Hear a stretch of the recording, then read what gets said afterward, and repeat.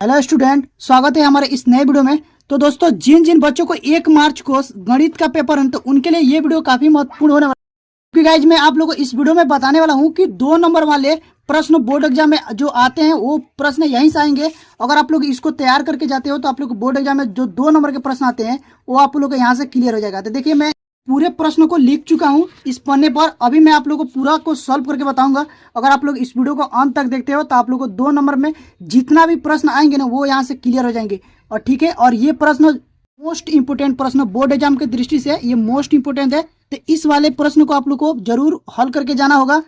अगर आप लोग इस प्रश्न को हल करके जाते हो तो आप लोग को बोर्ड एग्जाम में जो 2 नंबर ये 12 नंबर के जो प्रश्न आते हो तो वो यहाँ से आप लोग को क्लियर हो जाएंगे। तो वीडियो में बने रहिएगा और वीडियो को अंत तक देखिएगा, तभी आप लोग को समझ में आएगा। चलिए बिना कोई देर किए वीडियो को स्टार्ट करते हैं। तो गाइज आप लोग देख सकते हैं यहाँ पर मैं लिख कर लें कक्षा 10 मैथ बोर्ड परीक्षा 2025 के लिए ये मोस्ट इंपोर्टेंट क्वेश्चन 2 नंबर वाले महत्वपूर्ण प्रश्न। ठीक है, तो ये जो आप लोग का ये पहला जो प्रश्न दिया है यहाँ पर देखिए, सिद्ध कीजिए कि 1 प्लस साइन थीटा बटे cos theta plus cos theta बटे 1 plus sine theta equal to 2 sec theta. इसको प्रूफ करना है। तो इस साइड वाला आप लोग को होता है LHS और इस साइड वाला होता है आप लोग को RHS। ठीक है, तो एक साइड को लेकर के एक साइड को दिखाना होता है बराबर। तो हम लोग इस क्या करेंगे, ये वाले LHS वाले को लेंगे। ठीक है, तो लिखेंगे यहाँ बायां पक्ष लेने पर। LHS का मतलब होगा लेफ्ट हैंड साइड। ठीक है, जिसको हिंदी में बोलते हैं बायां पक्ष। तो यहाँ पर लिखेंगे बायां पक्ष लेने पर। ठीक है, बायां पक्ष लेने पर। तो बायां पक्ष है आप लोग का 1 प्लस साइन थीटा बटा कॉस थीटा प्लस फिर है कॉस थीटा बटे 1 प्लस साइन थीटा। ठीक है, अब देखिए क्या करेंगे। सबसे पहले आप लोगों को करना क्या है काम, ये कॉस और 1 प्लस साइन थीटा को लॉसा पर ले लेंगे। तो लॉसा पर लेंगे तो यहां से हो जाएगा कॉस थीटा और ये होगा 1 प्लस साइन थीटा। ठीक है, अब देखिए ये तो लॉसअप आ गया। अब क्या करते हैं, ये जो कॉस थीटा दिया ना इसको इसमें भाग करेंगे। तो कॉस से तो कॉस कट जाएगा, बचा क्या 1 प्लस साइन थीटा। तो 1 प्लस साइन थीटा से 1 प्लस साइन थीटा में गुणा कराएंगे। तो जब इसको गुणा कराएंगे तो ये दोनों 1 प्लस साइन थीटा है, ये भी 1 प्लस साइन थीटा है। तो आप लोग को एक फॉर्मूला मालूम होगा, नहीं मालूम है तो मैं लिख दे रहा हूं। देखिए a प्लस बी इंटू में a प्लस बी, तो ये होता है आप लोग का a प्लस बी का होल स्क्वायर। ठीक है, तो उसी प्रकार से हम लोग इसको ऐसे लिख लेंगे 1 प्लस साइन थीटा। ठीक है, ये लिख लेंगे और इसका ये स्क्वायर हो जाएगा प्लस फिर लिखेंगे। अब देखो ये 1 प्लस साइन थीटा से 1 प्लस साइन थीटा कट गया, बचा क्या कॉस थीटा। तो कॉस थीटा से कॉस थीटा में जब गुणा करेंगे तो ये हो जाएगा कॉस स्क्वायर थीटा। इतना समझ गए। उसके बाद देखिए आगे, अब देखिए ये आप लोग होगा a प्लस बी के होल स्क्वायर के रूप में। तो इसको a प्लस बी के होल स्क्वायर के रूप में तोड़ेंगे तो a प्लस बी का होल स्क्वायर का जो फॉर्मूला होता है वो देखिए वो होता है a प्लस बी का होल स्क्वायर इक्वल टू ये होता है a का स्क्वायर प्लस b का स्क्वायर प्लस 2ab। ठीक है, अब हम क्या करेंगे, इसको मानेंगे a और इसको मानेंगे b। अब और ये वाला फॉर्मूला लगाएंगे और इसको लिख देंगे तो 1 का वर्ग 1 हो जाएगा। ठीक है, प्लस साइन का वर्ग साइन स्क्वायर थीटा प्लस फिर होगा 2ab। तो a की जगह पर 1 है और b की जगह पर साइन है तो हो जाएगा साइन थीटा। ठीक है, ये समझ गए। उसके बाद से लिखेंगे प्लस, प्लस है तो प्लस लिखेंगे, ये हो जाएगा कॉस स्क्वायर थीटा। बाकी जो नीचे का काम वैसे ही है तो वैसे ही रहने देंगे, नीचे कुछ नहीं करेंगे। तो हो जाएगा कॉस थीटा ब्रैकेट में 1 प्लस साइन थीटा। ठीक है, अब देखिए अब क्या करेंगे, यहाँ पे cos theta cos square theta और यहाँ पे साइन स्क्वायर थीटा, इसको एक साथ लिखेंगे। तो पहले 1 को 1 लिख लेते हैं plus sine square theta plus cos square theta. उसके बाद बचा क्या है 2 साइन थीटा, तो यहाँ पे लिख देंगे 2 साइन थीटा। ठीक है, नीचे जैसा है वैसा ही रहने देंगे। कॉस थीटा ये हो जाएगा 1 प्लस साइन थीटा। इतना समझ गए। उसके बाद देखिए अब क्या करना है, देखिए यहाँ पर है sine square theta plus cos square theta. तो चूंकि एक फॉर्मूला होता है आप लोग को पता होगा, sine square theta plus cos square theta बराबर 1 होता है। तो इसके जगह पर हम इतना के जगह पर 1 लिख सकते हैं, बिल्कुल लिख सकते हैं। तो यहाँ पर हम लोग लिख देंगे 1 और इसके जगह पर हो जाएगा 1, प्लस में 1, ठीक है, प्लस में क्या है 2 साइन थीटा, इतना लिख लिए। उसके बाद देखिए ये नीचे का काम वैसे ही आप लोग को रहना देना है। नीचे क्या है कॉस थीटा और 1 प्लस साइन थीटा हो गया। अब देखिए 1 1 2 हो जाएगा, यहाँ पर हो जाएगा 2 प्लस 2 साइन थीटा बटे cos theta 1 plus sine theta, ठीक है ना, इतना हो गया। अब देखिए यहाँ पर दोनों में 2 है तो 2 को कॉमन ले लेंगे। जब कॉमन लेंगे तो यहाँ से क्या बचेगा 1 और यहाँ से क्या बचेगा साइन थीटा, तो हो जाएगा 1 प्लस साइन थीटा। फिर बट्टे में लिखेंगे कॉस थीटा और 1 प्लस साइन थीटा। अब देखिए यहाँ पर 1 प्लस साइन थीटा ऊपर है और नीचे भी 1 प्लस साइन थीटा, यही भागे में है तो ये कट जाएगा, इससे ये कट जाएगा, तो बचा क्या 2 कॉस थीटा, ठीक है। अब देखिए यहाँ से इसको हम ऐसे लिख सकते हैं 2 गुणे में 1 बटा कॉस थीटा लिख सकते हैं, बिल्कुल लिख सकते हैं, ठीक है ना।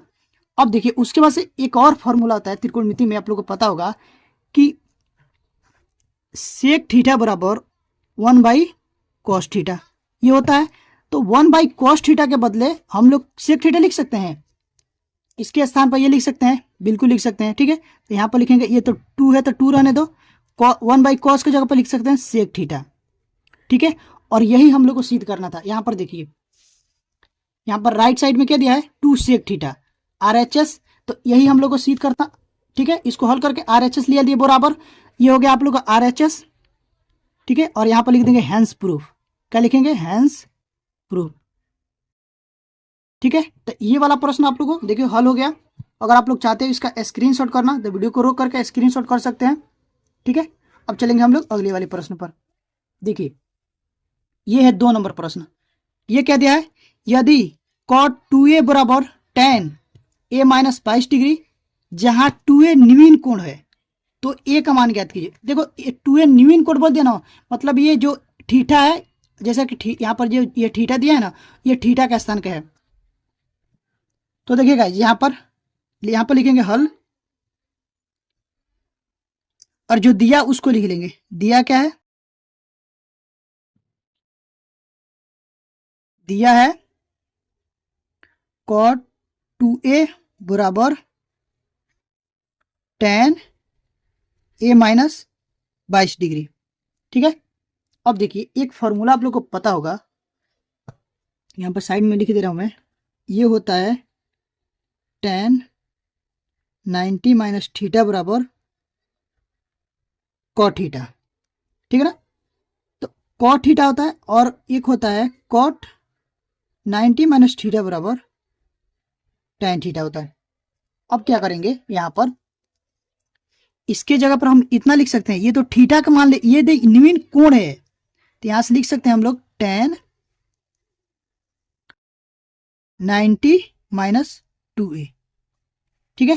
क्योंकि ये जब 90 माइनस थीटा होगा ना तो यहां से हो जाएगा cot थीटा, तो ये आ जाएगा cot 2 थीटा बराबर, यहां से भी ये क्या है tan a माइनस 22 डिग्री, ठीक है। उसके बाद देखिए अब यहां पर ये 90 डिग्री है, tan से तो tan गया, बचा क्या, यहां से होगा 90 माइनस 2a बराबर हो जाएगा a माइनस 22 डिग्री, ठीक है ना।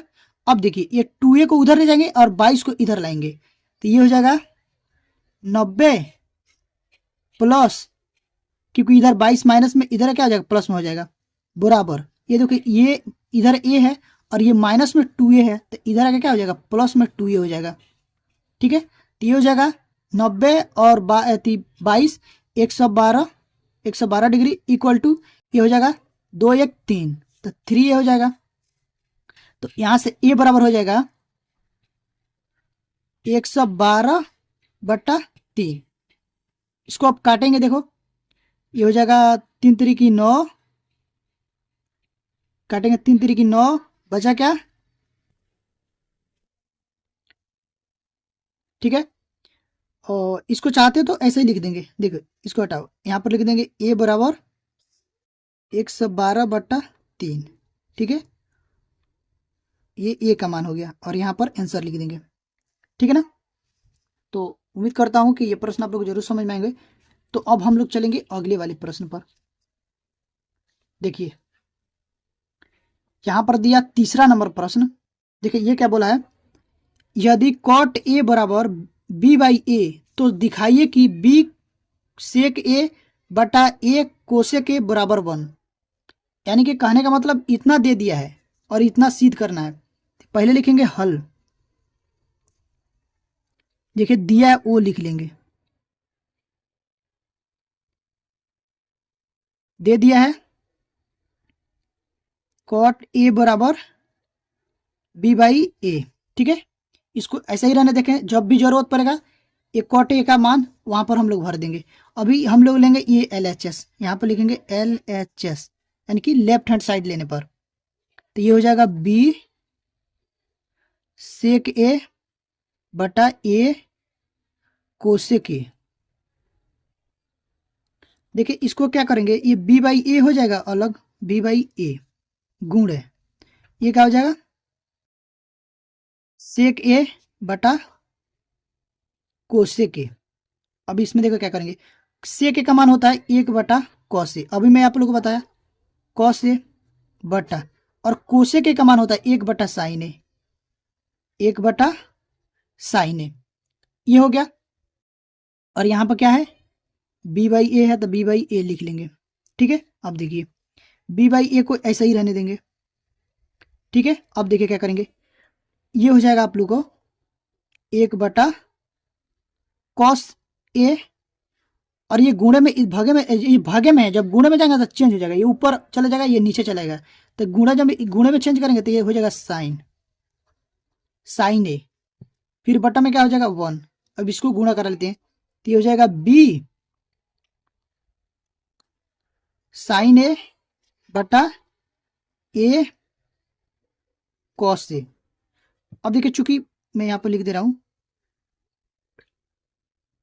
tan ए बराबर होता है साइन ए बटा कॉस ए, तो इसके जगह पर हम लोग लिख सकते हैं tan ए, बी बाई ए को ऐसे ही रहने दो, यहाँ पर लिख देंगे हम tan ए।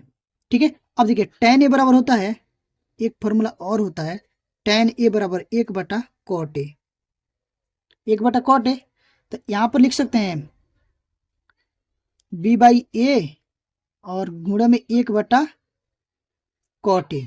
ठीक है, अब देखिए यहाँ पर ये हो जाएगा बी बाई ए गुण 1 बटा कॉट ए का मान कितना है, यहाँ पर देखिए बी बाई ए है, कॉट का मान कितना बी बाई ए, तो यहाँ से हो जाएगा बी बाई ए।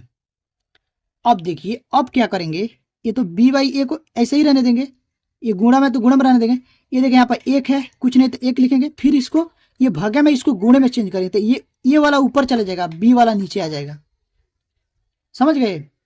तो इसमें अब गुणा कराएंगे तो ये हो जाएगा ए बी, और फिर नीचे इसमें गुणा कराएंगे तो ए बी, ये कट के आ जाएगा क्या 1, और 1 आर एच एस है, देखिए यहाँ पर एक ही सिद्ध करना था और 1 आ गया। ठीक है ना, ये हो जाएगा आप लोग का आर एच एस, यहाँ पे लिख देंगे हैंस प्रूफ, हैंस प्रूफ। ठीक है, तो आई होप कि ये भी प्रश्न आप लोग को जरूर समझ में आएंगे। अब हम लोग चलेंगे अगले वाले प्रश्न पर। देखिए 4 नंबर जो प्रश्न दिया कि यदि 8 tan ए बराबर 15 हो तो साइन ए का मान ज्ञात करना है। लिखेंगे हल, यहां पर देखिए ये दे दिया है 8 tan ए बराबर 15। ठीक है ना, तो देखिए ये 8 गुणे में है, इधर आके क्या हो जाएगा भागे में हो जाएगा, तो हो जाएगा tan ए बराबर 15 बटा 8। अब देखिए चूंकि tan ए बराबर होता है लंब बटा आधार, तो एक त्रिभुज बनाएंगे यहां पर।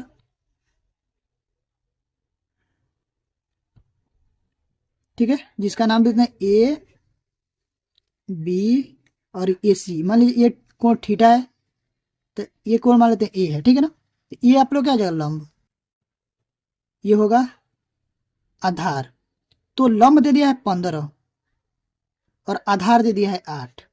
अब हम लोग ज्ञात क्या करेंगे, ज्ञात करेंगे कोण। ये होता है कोण। कोण नहीं मालूम है तो पहले कोण ज्ञात करेंगे, कोण ज्ञात कर लेंगे। तो यहां से होता है, देखिए साइन थीटा बराबर होता है लंब बटा कोण, लंब बटा कोण। ठीक है, तो हम लोग को लंब पता है, कोण नहीं मालूम है, तो पहले कोण ज्ञात करेंगे। तो कोण ज्ञात करने के लिए क्या करेंगे, पहले पाइथागोरस प्रमेय लगाएंगे। यहाँ पर लिखेंगे पाइथागोरस प्रमेय से।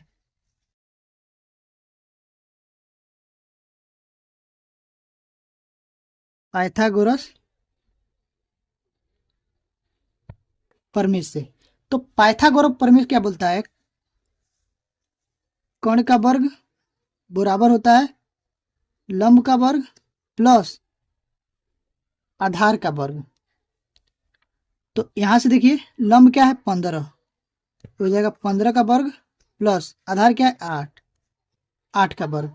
देखिए 15 का वर्ग आप लोग हो जाएगा 225 प्लस 8 का वर्ग हो जाएगा 64। 225 और 64 को जो 5 4 9, 6 2 8 और यहाँ से हो जाएगा 2, तो ये हो जाएगा 289। ठीक है, तो अब देखिए यहाँ है कोण, कोण का स्क्वायर, कोण का स्क्वायर कितना आ गया 289। तो यहाँ पर जब कोण बराबर करेंगे ना, तो ये जब वर्ग घटेगा तो यहाँ पर कलरी चढ़ जाएगा, तो हो जाएगा 289। अब देखिए 289 को हम 17 गुणा 17 कर देंगे, तो जब अंदर दोनों सेम है और ठीक है, तो यहाँ से क्या होगा, ये हट जाएगा, कलरी हट जाएगा। तो वो हटता कैसे, ये देख लिए, ये जब 17 का हम लोग वर्ग करेंगे तो वर्ग से ये कलरी कट जाता है, तो यहाँ से आ गया 17। तो कण कितना आ गया, कण, कण आ गया 17, कण यहाँ पे लिख देंगे 17। अब बोला गया क्या था निकालने के लिए, साइन ए। तो साइन ए बराबर, यहाँ पर थीटा के जगह पे ए लिख देते हैं, तो ए बराबर क्या हो जाएगा, साइन ए बराबर, साइन ए बराबर होता है लंब बटा कोण। ठीक है, तो लंब कितना है 15 और कोण कितना निकाले हम लोग 17। ये हो जाएगा आप लोग का आंसर।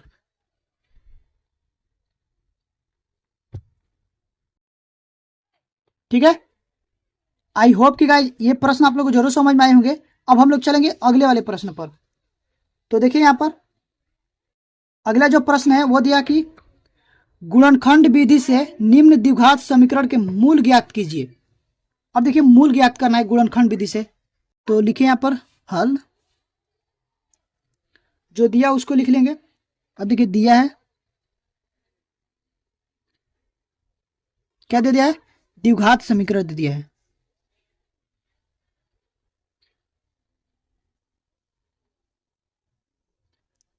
द्विघात समीकरण कितना दे दिया है, 100x² minus 20x plus 1 equal to 0। अब बोला गुणनखंड विधि से ज्ञात करने के लिए, तो पहले इसको हम लोग गुणनखंड करेंगे। तो देखिए गुणनखंड कैसे करते हैं वो मैं आप लोग को बता दे रहा हूँ। पहले सबसे पहले क्या करते हैं, ये पहला वाला और ये तीसरा वाला को एक साथ गुणा कराएंगे। ये देखो 100x² गुणे 1 कितना आ जाएगा, 100x² है, प्लस में आया ना। तो इसको इस तरीके से तोड़ना है ना कि जोड़ने और घटाने पर तो -20 आए, जब उस संख्या को गुणा करे, ये जो मध्य वाला संख्या इसको इस तरीके से तोड़ना है कि जोड़ने और घटाने पर तो माइनस में 20 आना चाहिए, 20x, और जब उसको गुणा करे तो 100x आना चाहिए, 100x²। मान लीजिए यहाँ पर माइनस में 10x है, फिर माइनस में 10x है। जब इसको गुणा कराएंगे, इसको मान लीजिए यहाँ पर गुणा कराते हैं, तो ये क्या हो जाएगा, प्लस में हो जाएगा, माइनस माइनस प्लस हो जाएगा, ये हो जाएगा 10 यहाँ पर 100x² आ जाएगा ना। जब इसको जोड़ेंगे, अब देखो माइनस में 10x है और माइनस में 10x, जब इसको जोड़ेंगे तो ये माइनस में 20x आ जाएगा ना। तो ये चीज हम यहाँ पर लिखेंगे, ये जो दिया है इतना, तो इतना यहाँ पर लिखेंगे बीच में। तो यहाँ से पहले देखिए लिखेंगे 100x² माइनस में 10x माइनस में 10x प्लस 1 इक्वल टू 0, इतना समझ गए। उसके बाद देखिए ये वाले दो संख्या को लेंगे इसमें, और ये दो इसमें, देखो दोनों में कॉमन क्या है, 10 है और x है, तो 10x यहाँ पर कॉमन ले लेंगे। तो यहाँ से 10x कॉमन जब हो गया तो यहाँ बचा क्या है, 10x बचा है, तो हो जाएगा 10x माइनस, यहाँ पर 10x बाहर आ गया तो क्या बचेगा, सिर्फ 1 बचेगा। ठीक है, यहाँ पर देखिए माइनस में 1 कॉमन लेंगे तो यहाँ से क्या हो जाएगा 10x, और ये माइनस में बाहर लेंगे तो अंदर का चिन्ह क्या हो जाएगा, बदल जाएगा, तो ये भी हो जाएगा माइनस में 1 इक्वल टू 0।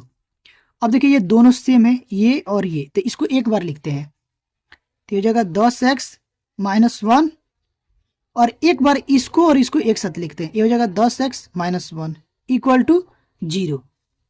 अब देखिए एक बार क्या करेंगे, इसको 0 को बराबर रखेंगे तो हो जाएगा 10x माइनस 1 इक्वल टू 0, और एक बार इसको रखेंगे 10x माइनस 1 बराबर 0। तो अब देखिए यहाँ पर हो जाएगा 10x, और ये 1 माइनस में इधर क्या हो जाएगा, प्लस में हो जाएगा। ठीक है, तो x बराबर क्या हो जाएगा 1/10, एक मान आ गया आप लोग का, एक मूल आ गया 1/10, फिर है और एक मूल आप लोग यहाँ से सेम आएगा, ये हो जाएगा 10x बराबर 1। ठीक है, तो x बराबर हो जाएगा 1/10। तो जो मूल आएगा ना, मूल आप लोग को 2 मूल आएंगे, एक आएगा 1/10 कोमा 1/10। ठीक है, और यही आंसर हो जाएगा।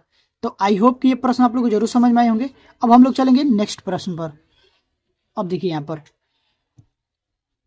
अगला जो प्रश्न दिया है कि यदि द्विघात समीकरण 3x² माइनस 12x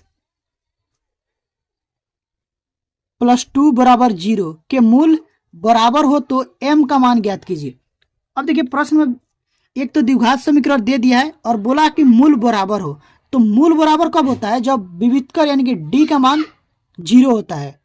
मूल जब बराबर होता है जब विविधकर d का मान 0 होता है। तो यहां पर देखिए सबसे पहले हम लिखेंगे हल, जो दिया उसको लिख लेंगे, दिया है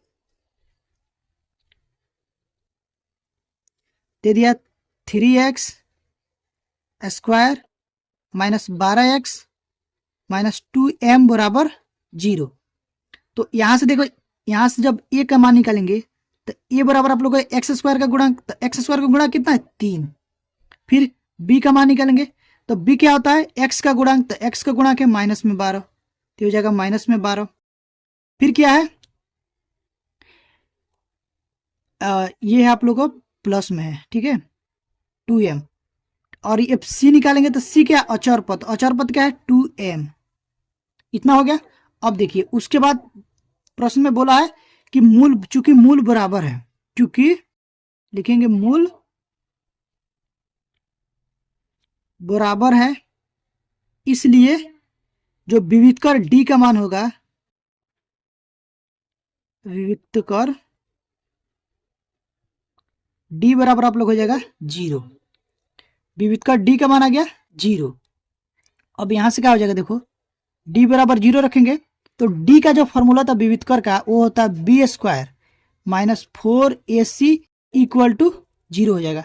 अब मान भरेंगे इसमें, यहाँ पर देखो b का मान कितना है माइनस में 12, तो ये हो जाएगा माइनस में 12 का वर्ग करेंगे माइनस 4 गुण है a का मान कितना है 3 गुण है c का मान कितना है 2m इक्वल टू 0। तो 12 का जब वर्ग करेंगे तो ये हो जाएगा 144 प्लस में हो जाएगा, क्योंकि माइनस में हो अगर वर्ग करते हैं तो प्लस हो जाता है। फिर यहाँ पर हो जाएगा माइनस 4 3 12, 12 दूना 24, 24m बराबर हो जाएगा यहाँ पर 0। यहाँ से देखिए इन दोनों में 2 कॉमन है तो 2 कॉमन लेंगे, 2 कॉमन लेंगे तो यहाँ से हो जाएगा ये आप लोग का 7 दूनी 14, 2 दूनी 4, और ये माइनस में हो जाएगा 12m इक्वल टू 0। अब ये हो जाएगा 72 माइनस 12m इक्वल टू 0, और 2 को इधर लाएंगे ये हो जाएगा बटे में 2, तो 0/0 0 हो जाएगा।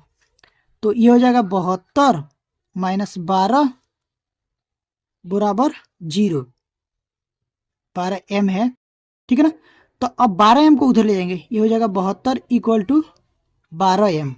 ठीक है ना, इतना हो गया। तो यहाँ पर हो जाएगा 72/12m, तो 12m को पहले लिख लेते हैं, 12m बराबर हो जाएगा 72। अब देखिए m बराबर कितना हो जाएगा 72/12 आ जाएगा, इधर इधर की कोई गुणे में, इधर क्या भगे में हो जाएगा, तो 12 कम 12, 12 चौको 12 छक्के 72। ठीक है ना, तो m का मान आ गया आप लोग का 6। एम का मान कितना आ गया 6, यही आप लोग का एम का मान हो जाएगा, आंसर यहाँ पर लिख देंगे। ठीक है, तो आई होप कि ये प्रश्न आप लोग को जरूर समझ में आए होंगे। अब हम लोग चलेंगे नेक्स्ट प्रश्न पर।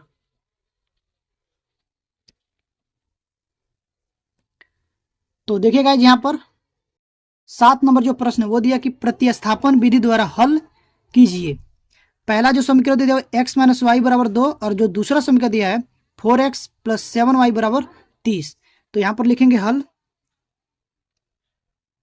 देखो दिया वो लिख लेंगे, दे दिया है क्या दिया, दो समीकरण दे दिया है। पहला दिया है x माइनस वाई बराबर 2, इसको समीकरण नंबर 1 मानेंगे। वह एक समीकरण और दे दिया है 4x प्लस 7y बराबर 30, इसको समीकरण नंबर 2 मानेंगे। अब देखिए प्रतिस्थापन विधि से क्या करते हैं, यहां पर लगाएंगे प्रतिस्थापन विधि द्वारा।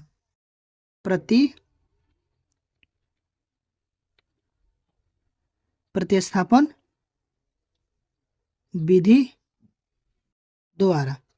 तो देखिए प्रतिस्थापन विधि क्या है, यहां पर देखिए प्रतिस्थापन विधि को कैसे ज्ञात करते हैं, एक समीकरण लेते हैं, उससे क्या करते हैं एक्स का मान पहले ज्ञात करते हैं, और एक्स का मान जो आता है ना, एक्स का मान निकालिए फिर या वाई का मान निकालिए, दोनों में एक कोई का निकाल सकते हैं, और वो मानवा उठाकर समीकरण नंबर 2 में रख देंगे।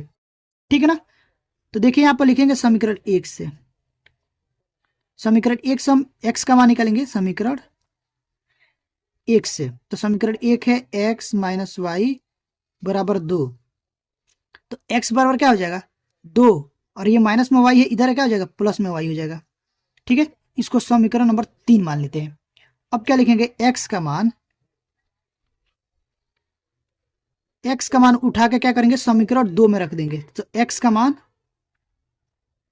समीकरण नंबर 2 में रखने पर, ठीक है, तो समीकरण 2 है 4x plus 7y equal to 30 है। अब क्या करेंगे यहां पर देखिए, यहां से लिखेंगे 4x का मान कितना है 2 प्लस वाई प्लस यहाँ कहा 7y बराबर 30, इसको गुणा करेंगे तो हो जाएगा 4 दूनी 8 प्लस ये हो जाएगा 4y प्लस 7y बराबर 30, तो यहाँ से होगा 7 4 11y बराबर में हो जाएगा 30, और ये 8 इधर क्या हो जाएगा माइनस में, तो यहाँ से हो जाएगा 11y बराबर, जब 30 में से 8 को घटाएंगे तो यहाँ से बचेगा 22, तो y बराबर हो जाएगा 22/11, काटेंगे 11 दूना 22, तो y का मान आ गया 2, y का मान 2 आ गया। अब क्या करेंगे y का मान उठा के समीकरण 3 में रख देंगे, यहाँ पर लिखेंगे y का मान समीकरण 3 में रखने पर। अब समीकरण 3 है, देखें आप यहाँ पर देख लिए समीकरण 3 जो है वो है x बराबर 2 प्लस वाई, तो 2 प्लस वाई का मान कितना है 2, वाई का मान है 2, तो यहाँ से हो जाएगा x बराबर 2 2 4, तो x का मान आ गया 4 और y का मान आ गया 2, तो ये यहाँ पर दो आंसर आप लोग को मान निकल गए हैं, x और y के मान निकल गए हैं। ठीक है, तो ये भी प्रश्न आप लोग को जरूर समझ में आया होगा। अब हम लोग चलेंगे अगले वाले प्रश्न पर। देखिए ये प्रश्न मोस्ट इंपोर्टेंट प्रश्न है क्योंकि ये हर साल आता है। प्रश्न में दिया कि दो संख्याओं का अंतर 26 है और एक संख्या दूसरी संख्या की 3 गुनी है, उन्हें ज्ञात कीजिए। ठीक है, देखिए इसको कैसे ज्ञात करेंगे।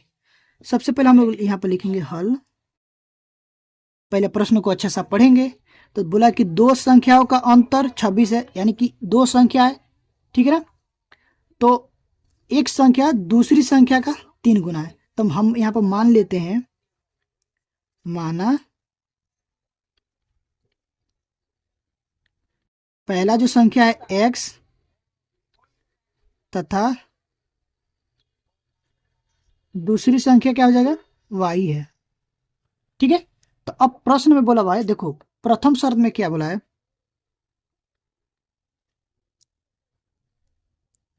प्रथम शर्त में ये बोला है कि दो संख्याओं का अंतर 26 है, यानी कि जो पहली संख्या है ना उसमें से अगर दूसरी संख्या को हम जब घटाते हैं तो हम लोग कितना मिलेगा 26 मिलेगा। इसको इक्वेशन नंबर 1 यानी कि समीकरण 1 मान लेते हैं। उसके बाद देखिए दूसरी शर्त में क्या बोलेगा, बोला है द्वितीय शर्त।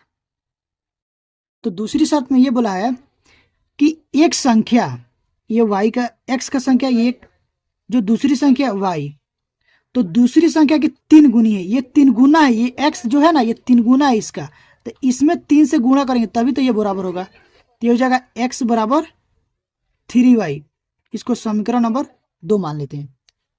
अब देखिए अब क्या करेंगे, x का मान उठाकर समीकरण 1 में रख देंगे। तो यहाँ पर लिखेंगे x का मान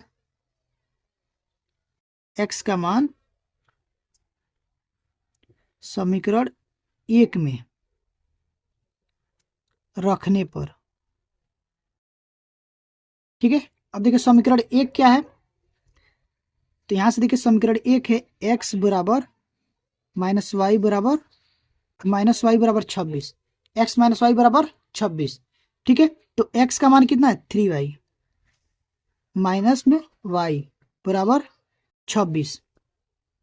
यहां से देखिए, तो यहां से 3y माइनस वाई, तो जब 3y में से 1y घटेगा तो क्या बचेगा 2y बराबर हो जाएगा 26। तो y बराबर क्या हो जाएगा 26/2, यानी कि 13 दूना 26। तो y का मान आ गया 13, ठीक है।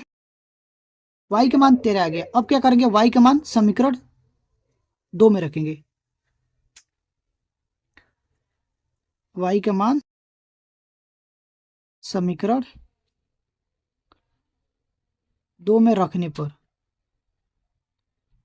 ठीक है। तो समीकरण 2 है आप लोग को x बराबर 3y, तो यहाँ से हो जाएगा 3 गुणे y का मान है 13, तो 13 तो क्या हो जाएगा 13 3 39, तो जो x का मान आएगा वो आएगा 39, ठीक है।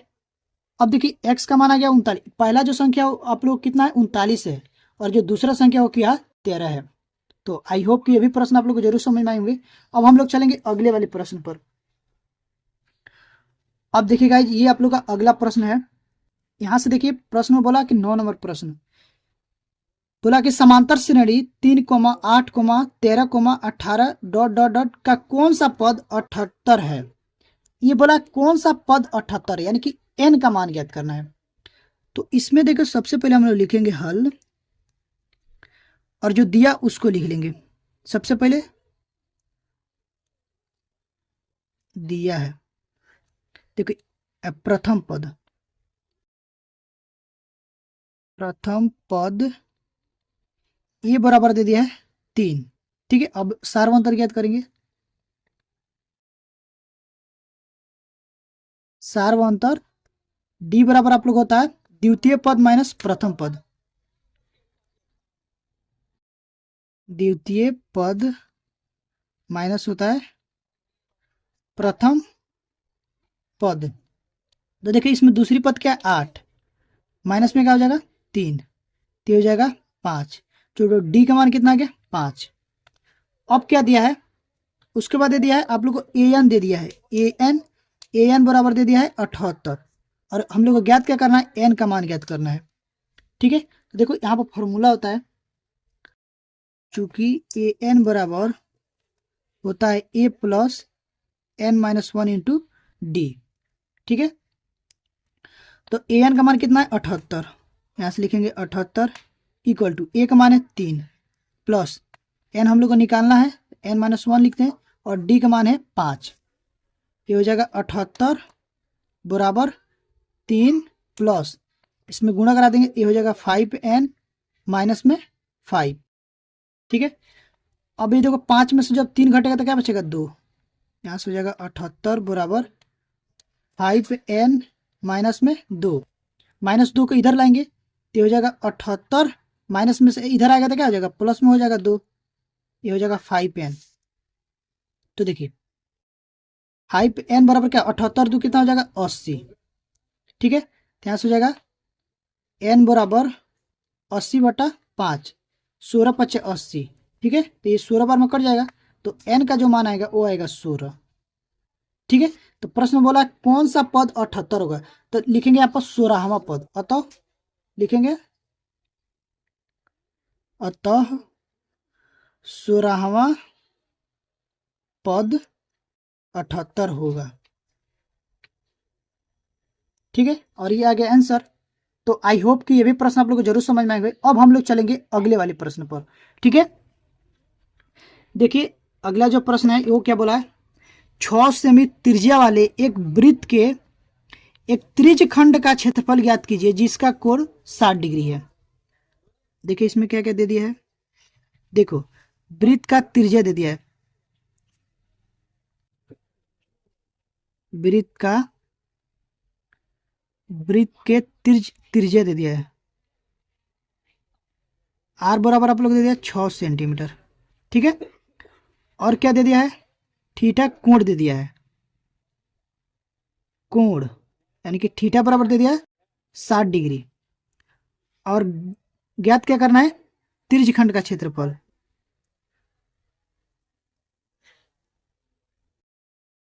त्रिज्य खंड का क्षेत्रफल। तो त्रिज्य खंड का क्षेत्रफल क्या होता है, थीटा बटा 360 पाई आर स्क्वायर। अब देखिए इसमें मान रखेंगे, थीटा बटा 360, थीटा का मान कितना है 60, तो हो जाएगा 360 गुण पाई का मान कुछ नहीं दिया तो 22/7 रखेंगे, और आर का मान दे दिया है 6, तो आर स्क्वायर है तो 2 बार लिख लेंगे। अब देखिए यहाँ से काटेंगे, 0 से तो 0 गया, 6 कम 6, 6 4 के 36, एक 6 से एक 6 कट गया, बचा क्या 22 गुणे 6 बट्टे में 7। ठीक है, तो हो जाएगा 6 दूना 12 के 2, 6 दूना 12 1 13, तो 132/7। तो 132/7 यहाँ से लिखेंगे 7, इसको भाग कर लेते हैं 132 को। ठीक है, तो ये हो जाएगा 7 कम 7, बचा 6 उतरा 2, 7 बटे 56, 7 बटे 56, 12 में से 6 गया 6। ठीक है, और ये कट गया, दशमलव लगाएंगे, 0 बढ़ाएंगे। ठीक है, फिर हो जाएगा आप लोगों को 8 बार में जाएगा 7 बटे 56। ठीक है, यहाँ से बचेगा 6, एक कट जाएगा। ठीक है, तो ये चलता जाएगा, तो यहाँ से हम लोग क्या लिखेंगे, यहाँ से लिख सकते हैं 18.89 लगभग। ठीक है ना, तो ये आप लोग हो जाएगा आंसर। तो आई होप कि ये प्रश्न आप लोग को जरूर समझ में आएंगे। तो गाइज अगर आप लोग को ये वीडियो अच्छी लगी हो तो प्लीज़ वीडियो को लाइक करिएगा, और हमारे चैनल पर पहली बार विजिट किए हैं तो चैनल को सब्सक्राइब करके बेल आइकन को प्रेस कर दीजिएगा, ताकि जो भी वीडियो डालूं वो सबसे पहले आप लोग के पास पहुंचे और आप लोग की तैयारी अच्छे से हो पाए। तो अभी के लिए बस इतना ही, मिलते हैं इसी तरह की नेक्स्ट वीडियो में, तब तक के लिए थैंक यू फॉर वॉचिंग।